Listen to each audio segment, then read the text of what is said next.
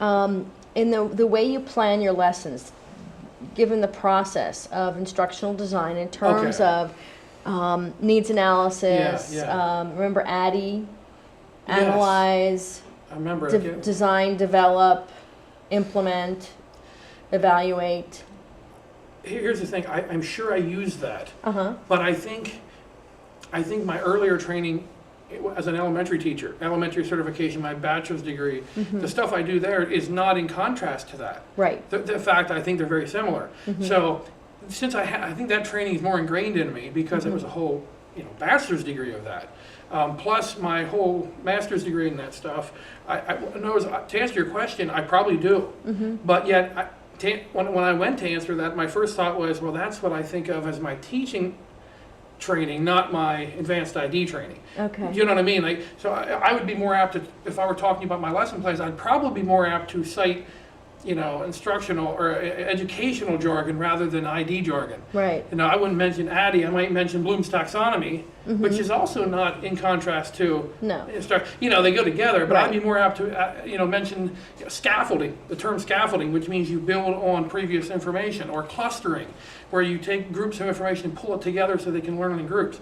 I'd be more apt to cite that with your educational jargon more than instructional design jargon. Okay. So, but I bet I do use it. But it's funny, even though I had this more recently, this stuff didn't stick with me as well as my earlier training, I think, as an educator rather Right. than an instructional designer. Okay. What about writing objectives? There again, I didn't have any trouble with that. See, I had such an education background, which made all that stuff very simple for me when I took the aspects of advanced ID and ID and whatever. A lot of people, I don't even know what their undergrads were in background. A lot of people didn't have an education background that were in our ID classes. And they weren't going educational route, they were going the corporate route. So they didn't care. So for them, they probably would sit here and say, oh yeah, when I do objectives, I remember that. I had already done objectives for a couple years before I took any of these classes. So I don't know that I really learned anything or gained anything that above what I already knew, because I already had that background. Okay. How has the knowledge that you've taken away from this course affected the way you plan lessons today? I can't say directly. I would say that it's made me slow down.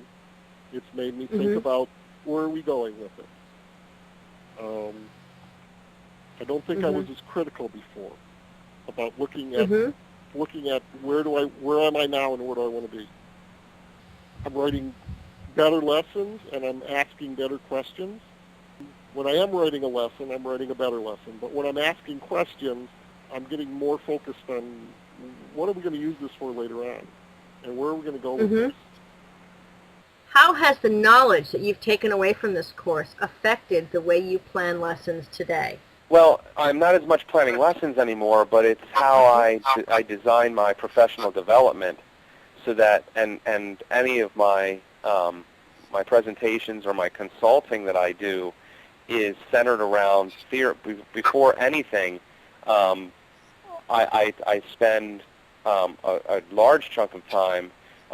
For example, in a 3-hour workshop, I'll spend at least a half an hour to an hour talking about the actual theory and the instructional design of why we use technology in our curriculum and what the theoretical justification is behind it. So it's not just about using the cool tools. It's not just about being the cool teacher that uses stuff. It's what educational relevance does it have, and what objectives does it allow us to achieve, and more specifically, what does it allow the students to do? And I think that's probably the most important thing about having that theory, is that you have the ability to be able to do that.